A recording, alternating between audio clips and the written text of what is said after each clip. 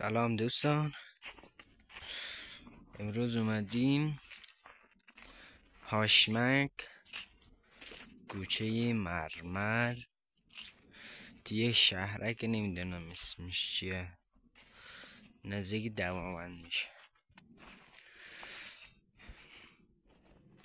محل کارمون اینجاست. ما اینجا استخرا بندی میکردیم. داخلشونم تو ویدیوی بعدی بهتون نشون میدیم یا قبلی. اینجا این زیاد عرق میکنه، آب میریزه میچکه پایینش.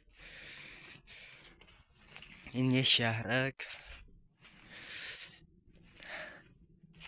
72,000 متره که مال یه نفره، یعنی 72 تا جای ویلا.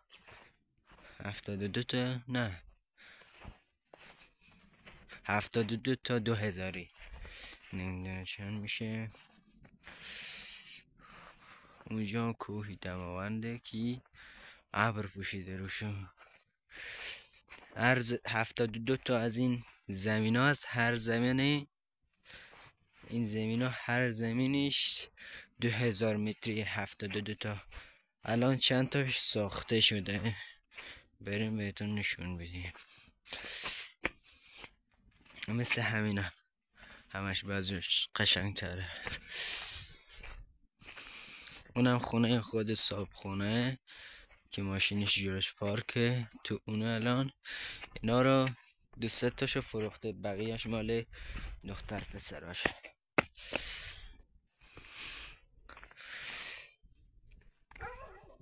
یکی 2 تا 3 4 تا 5 تا 6 7 تا 6 7 تاش ساخته شده. بقیهش هم که میبینید درخت کاشته بعضی جاشو. اینجا مثل سیب، اونم مال اونه، اینم درختاشه، اونم خونه خودشه که گفتم. این شهرک اون زرشه. قبلا جلو اون یه نگهبانی بوده، الان خرابش کرده. این تقریبا 3 تا سرای داره. 3 تا سرای دار. این هم که مال خودشونه، مال دخترشه پسرش. چقدر قشنگ ساخته. اونم فروخته بود، ما استخرشو کار کردیم. اون یکی سفیده رو، اون پایین هم فروخته. این مال دخترشه یا پسر؟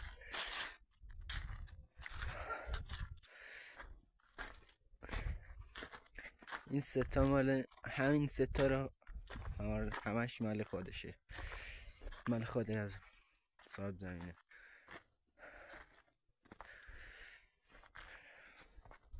خیلی سرده.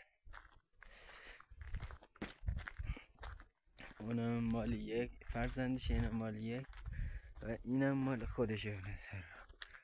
اون پایینی هم مال خودشه و اینم خیلی قشنگ ساخته. ببینید، نهال کاشته سیب. الان اونجا کوهی دماونده که معلوم نمیشه، جلوش ابر پوشیده.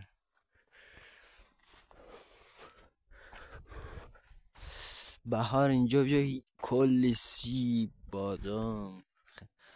بادام، سیب، آلبالو، گیلاس، هر میوه پیدا میشه به جز انار که الان نداره.